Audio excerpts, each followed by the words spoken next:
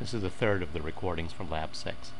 We're going to go through an example in SAS where we end up calculating a 95% confidence interval for the true mean of the population of interest. The data set, which is a SAS data set, has to do with a study of cholera in Bangladesh. Cholera is a diarrheal disease. It's a bacterial disease, disease caused by infection with a bacterium of the same name, cholera. Alright, so we had patients who visited hospitals in Bangladesh, and we recorded a variety of information on those patients. In particular, we were interested in knowing whether they were cholera, those patients had cholera or not. And one of the things we recorded and wanted to estimate was the average age of patients visiting these cholera hospitals. Okay, so let's go to SAS. Let's read in. Go ahead and copy this code. Hold on 1 second.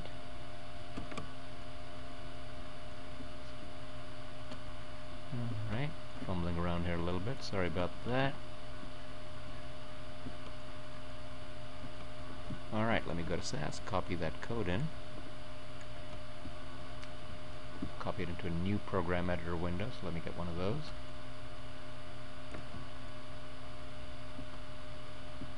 And let me clean up some of the spacing here. Okay, so this is a SAS data set called cholera, and it's out on the S drive in our usual location, the course folder. Subfolders are BIOS500, Nizam, Labs, Datasets. So I've set up a lib name, which I'll highlight and run so that we can ultimately access the dataset. I've run it. Let me check the log window. SAS says the library was successfully assigned. Next, since we've just been handed a dataset and we don't know what's inside it, let's go ahead and run a proc contents on that dataset and check it out. Alright, should look at the log window, but these data are tried and tested, so I'm going to go ahead and say that they're okay. Hold on, let me reduce the font size a little bit. And let's see what variables we have in this data set. Well, looks like we have 5 variables. We've got a variable called organism. We've got a variable recording the sex of the patient. The age of the patient is another variable. The subject, that's a subject ID. And then the village that the patient came from. Okay. Well, most of these are pretty self-explanatory except the organism variable. This is a, well, what happened was rectal swabs were taken from each patient visiting the hospital, and the swabs were analyzed, and the types of organisms found in the rectal swabs recorded. If the organism type was between number 1 and number 5, that was a type of cholera that was found in the rectal swab. Okay, so organism between 1 and 5 inclusive means the patient has cholera. That'll come in handy when you do your homework for this lab. For now, we're really just going to be interested in the age variable, though, because the main goal right now is to estimate the true average age of patients visiting the cholera hospital. And of course, we could calculate the sample mean. That would be a start. But when somebody says estimate the true average, something, 8 in this case, what you really want to do is come up with a confidence interval estimate. Alright, so we're going to try to come up with a, let's say, a 95% confidence interval for the true average age of patients visiting the cholera hospital. Great. Before we do that, let's make sure that the formula on page 2 of the lab notes involving the use of the t-distribution is appropriate to use. So let's examine the distribution of the age variable. Let's see if we have a large enough sample size, and if we don't, let's see if we have data that look like they follow Moore and McCabe's guidelines in its various parts. Proc univariate again helps us to do that. So we call proc univariate, tell it to look at those data, the cholera data in the S library. That was the libref that I set up in the lib name. And then you need a var statement, variable age. That's the only one we're interested in right now. You can ask SAS for a histogram of age. And did you know that you could put a slash in that histogram statement, and after the slash type the word normal in, and SAS will superimpose it the outline of a true normal distribution on the histogram to help your eyes judge whether your histogram looks like something that might come from a true normal distribution. To get the normal probability plot, you need the prob plot statement for that same variable, age. And again, what you can do is put a slash and then put the option normal on there so that SAS knows that you're comparing your distribution of age against a true normal distribution. Now the next part in parentheses you could put in or leave out, it's up to you. If you just say mu equals est and sigma equals est within parentheses, SAS will actually draw in a reference line on your probability plot, which is the straight line that your data would fall on, the straight line that your plot would follow if your data were perfectly normally distributed, and if the mean for that perfect normal distribution was equal to the estimated mean from your sample, that is a sample mean, and if the standard deviation sigma for that normal distribution was equal to the estimated standard deviation S from your sample. You don't have to have this part within parentheses, but if you don't, then you don't get the nice reference line for normality that we're about to see when we run this. Alright, so that's the basic template of proc univariate when you're assessing normality for a variable. There are other things we could do, but that's good enough for now. Let me go ahead and run this piece of code. And of course it's proc univariate, so you get a ton of information. It all scrolls by very quickly. Now notice I'm not doing a data cleaning here. In the normal course of events, say on a data analysis exercise for lecture, for BIOS500 lectures, you would do a data cleaning and make sure you identified any anomalous data and dealt with them in some appropriate way. We're going to go ahead and for now, let's march on and move towards that confidence interval calculation. So what kinds of things do we need to look for to decide whether the calculation will be appropriate? First thing you should look for is sample size. If the sample size is at least 40, you're home free, because Moore and McCabe's guidelines say sample size at least 40. Use that confidence interval formula without too much worry. We have a sample size of 232, so we actually are home free. We can use that confidence interval calculation, tell SAS to do it, and it hasn't done it yet. There's another procedure we have to call to get it to do that, but it's going to be very easy.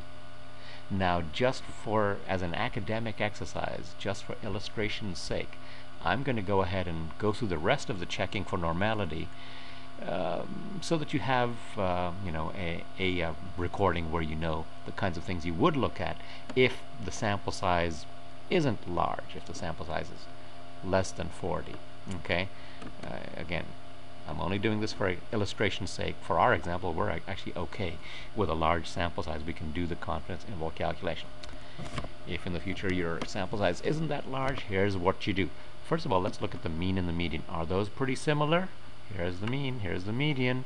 Oh dear, they don't look very similar. These are ages, so mean is 18 years, median is 5 years. You can see the mean is quite a bit larger than the median, and that suggests that your data are right skewed, perhaps fairly strongly right skewed.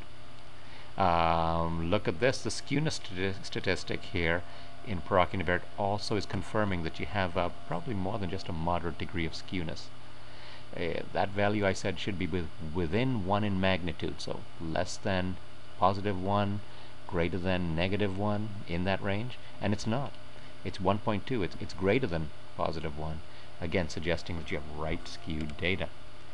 This kurtosis statistic also should be within -1 and +1 in order for us to feel pretty good about the normality assumption, and here it actually is. So kurtosis is not bothering us here, but skewness, that's bothering us, and the mean and the median are also reflecting that strong skew.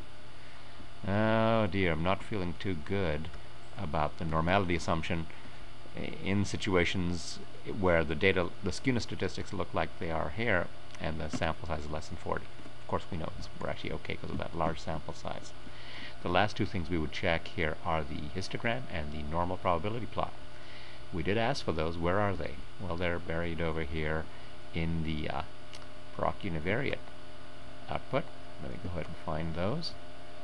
Drill down to the plots in the results section, and here's the histogram for age, and boy, yeah, that is strongly right skewed, and SAS draws in a normal outline, and the left third of the normal outline is missing.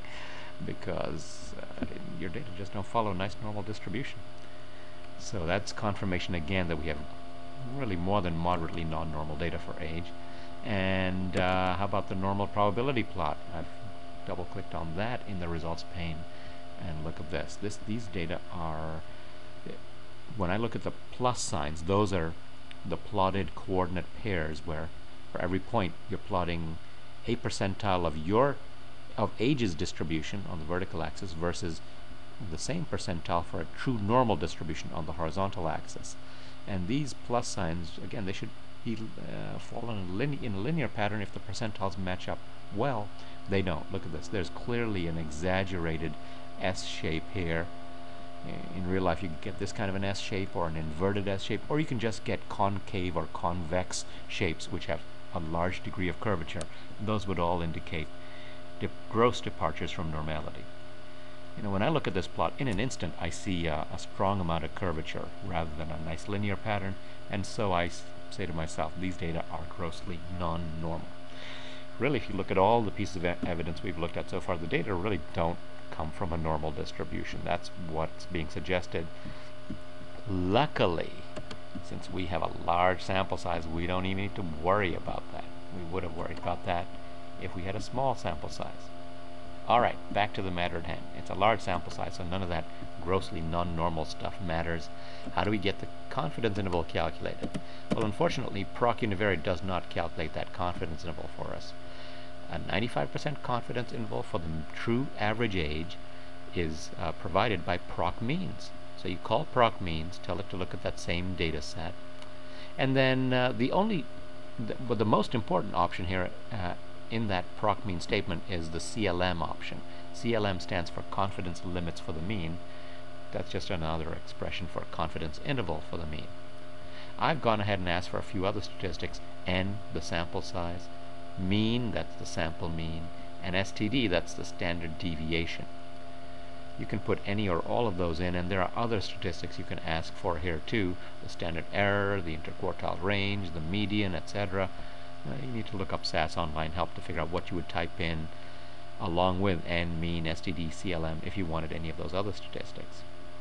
So then you put the semicolon on the proc mean statement, and the only other thing you need is the var statement, where you tell SAS which variable you want the sample size, the mean, the standard deviation, and the confidence interval for, and that's age. So again, this is a pretty simple template. You should be able to take this and apply it to a new data set and a new variable in that data set quite easily from this point on. Let me go ahead and run this piece of code. Short and sweet. Here's the output from proc means. There were, of course, 232 observations. The sample average age was 18.09. The standard deviation was 21.3399. Here's the confidence interval. The lower limit of the confidence interval is 15.3 years of age, let's say, and the upper limit is 20.8 years of age. The highlighting is not working here. 20.8 years of age. So we could say we are 95% confident that the true average age of patients visiting the cholera hospital is between 15.3 and 20.8 years of age. One last little thing to talk about, or a couple of more things to talk about back in the lecture notes. By the way, I go through all of that thinking here in the lecture notes. A few more notes about proc means in particular. What if you wanted something other than a 95% confidence interval? SAS calculates a 95% interval by default. If you want 90% or 99% or just some other level of confidence, you've got to adjust that by including the alpha equals option in the call to proc means, where you have the CLM option. So if you set alpha equal 0.1, that gives you a 90% confidence interval. If you set alpha equal to 0.01, that would